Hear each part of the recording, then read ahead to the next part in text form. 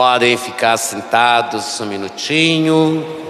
Queridos irmãos, queridas irmãs, estamos celebrando o 21º domingo do tempo comum, já praticamente encerrando o mês vocacional. Espero que muitos de nós tenham lembrado durante esse mês de pedir a Deus que continue enviando operários para a sua messe. Estamos prestes a entrar no mês de setembro. E o mês de setembro é dedicado à palavra de Deus. Eu acho propício a gente fazer um propósito de não deixar passar em branco esse mês, mas fazer um propósito de todos os dias ler pelo menos um versículo da Sagrada Escritura, para que assim você possa ir se reabastecendo da palavra de Deus, que é vida, como o próprio Jesus disse. É a palavra que nos salva, é através da palavra que nós vamos realmente conhecer Jesus e ao mesmo tempo testemunhá-lo no meio da humanidade, principalmente onde nós nos encontramos. Aqui está o verdadeiro pedido que Jesus faz a cada um e a cada uma de nós. Quando Deus, Ele nos escolhe, Ele quer que nós sejamos fiéis a essa escolha, que nós sejamos compromissados com aquilo que Ele coloca diante de nós. E é isso que nós ouvimos agora no relato da palavra de Deus. Tanto a primeira leitura, tirada do profeta Isaías, quanto o Evangelho, ambos estão interligados. Veja que na primeira leitura o Senhor, ou seja, Deus, Ele escolhe Eliacim e vai entregar também a Eliacim as chaves de quê? As chaves do palácio real, porque ele havia sido escolhido para administrar o palácio real. E lá no Evangelho, Jesus entrega as chaves a Pedro. Pedro vai administrar a igreja comunidade que nasce da sua fé, do seu comprometimento, da sua fidelidade ao reconhecer quem realmente era Jesus. Jesus, ele sempre usa dessa artimanha para nos pegar. Primeiro ele joga um questionamento e depois ele traz esse questionamento de volta para a pessoa em particular. Primeiro ele disse, dizer do povo, ou seja, da massa, do povão, que eles dizem que é o Filho do Homem. E ali ele vai encontrar várias respostas. Uns dizem que você é João Batista, outros que é Elias, ou Jeremias, ou um dos profetas. E aí ele volta, mas e para vós, quem sou eu? Para você, Pedro, quem sou eu? Para você, André, quem sou eu? Para você, João, quem sou eu? E é claro que Pedro, ele ali agraciado pelo poder de Deus, emanado no Espírito Santo, ele toma a postura e ele fala em nome daquele grupo: tu és o Messias, o Filho de Deus vivo. Nós precisamos reconhecer Jesus. Nós precisamos, indicar quem é Jesus. Não simplesmente, dizer por alto ou deduzir quem é Jesus. E ali, quando Pedro assume essa postura, Jesus vai dizer: bem-aventurado és tu, Simão, porque não foi o ser humano que te revelou isso. Muitas vezes, meus irmãos e minhas irmãs, nós deixamos que o ser humano, ou seja, as coisas do mundo, as ciências naturais, às vezes nos revele alguma coisa. Quantas vezes nós vamos atrás de pessoas que se dizem reveladoras, né? Para poder ver o que vai acontecer comigo daqui a alguns dias, como é que vai ser o meu dia amanhã, como é que está a minha vida financeira, como é que está a minha vida amorosa. Quantas vezes nós vamos buscar, né, isso nas coisas do mundo, quando muitas vezes nós devemos nos abrir à graça de Deus. O Espírito Santo de Deus é que vai indicar onde nós devemos caminhar, para onde nós devemos caminhar, o que nós devemos fazer. Para isso, meu irmão, minha irmã, Jesus nos pede então esse comprometimento e essa fidelidade, né? Lá na primeira leitura, aquele primeiro, ou seja, né, Sóbina, ele foi destituído do seu cargo. Por quê? Porque ele não demonstrou a fidelidade. Essa imagem do administrador do palácio. Quantas vezes nós somos destituídos dos nossos cargos porque não demonstramos fidelidade, não nos comprometemos com aquilo que Deus coloca diante de nós, não assumimos as grandes responsabilidades.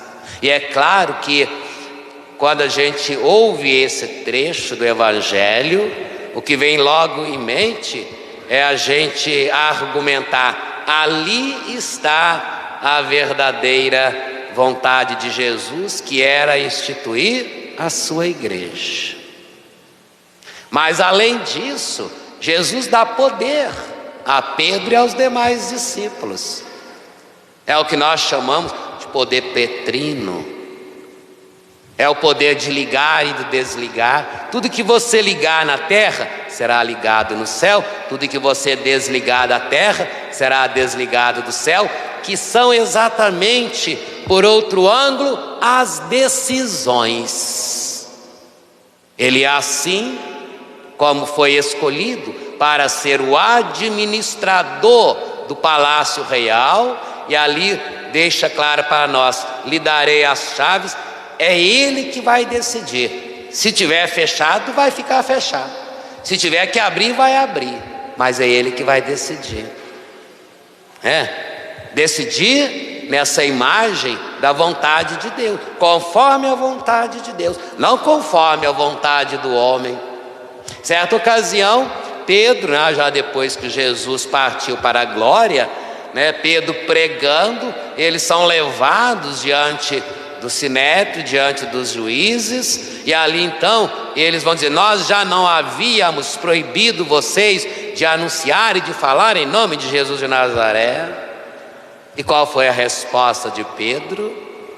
Antes obedecer a Deus que aos homens. Aí está a vontade de Deus, meu irmão, minha irmã. É assim que procede então os ensinamentos da igreja. Tudo aquilo que a igreja ela nos ensina está baseado na Sagrada Escritura. Não é criação humana. Não é criação humana. O Papa, quando ele vai redigir uma carta encíclica, vocês podem perceber que ali aquela carta toda voltada para a Sagrada Escritura. Ele busca os fundamentos na Sagrada Escritura. As decisões que a igreja toma são baseadas na Sagrada Escritura. Não são baseados nas ciências humanas. Não é conforme a filosofia ou a teologia, não. É na Sagrada Escritura. Porque é da Sagrada Escritura que emana essa responsabilidade e essa fidelidade que Deus pede de cada um e de cada uma de nós. Quantas vezes, meus irmãos e minhas irmãs, nós como cristãos católicos criticamos a igreja por causa das decisões que ela toma. A igreja não tinha que tomar essa decisão, a igreja tinha que fazer isso. Isso é pensamento humano.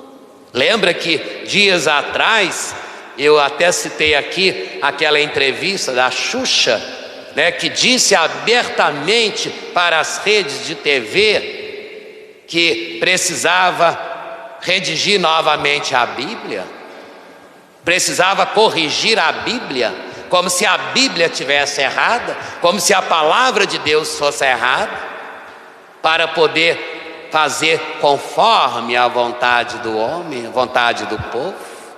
Ora, e muitas vezes nós fazemos isso, né? Quantas vezes nós usamos a palavra de Deus não para firmar na fé, às vezes até para perseguir os irmãos. Porque Deus diz, está na Sagrada Escritura. Porque Deus vai te amaldiçoar, porque é na Sagrada Escritura. Não é esse o Deus da Sagrada Escritura. O Deus da Sagrada Escritura é Pai. O Deus da Sagrada Escritura é bondade. O Deus da Sagrada Escritura é benevolência e misericórdia. Não é um Deus que castiga. Aquele Deus que castiga é conforme a gente quer usar o nome de Deus para colocar até medo no outro, para que o outro faça a nossa vontade, não a vontade do Senhor. Então nós precisamos conhecer Jesus, estar atentos aos seus ensinamentos, saber que é Ele que veio para fazer com que todos nós tenhamos vida. E essa vida vem exatamente da vivência da sua palavra, do amor, da fé, né? Do despojamento, da entrega, do reconhecimento. Reconheça, meu irmão, minha irmã, quantas maravilhas Jesus já fez na sua vida. Não como um curandeiro, como muitas vezes nós o idealizamos. E para muitos Jesus não passa de um curandeiro. Vive enchendo a cabeça de Jesus de pedido para curar. Cura isso, Jesus, cura aquilo, Jesus, já não aguento mais. Jesus não é curandeiro. Jesus é o Filho de Deus. É aquele que veio curar, sim, o nosso interior, dos nossos pecados. A cura física é consequência daqueles que creem, daqueles que o aceitam como verdadeiro Filho de Deus, daqueles que confiam, daqueles que mantêm a fidelidade e o compromisso com Ele. Mas às vezes nós pedimos, Jesus até nos cura, e aí damos as costas para Ele.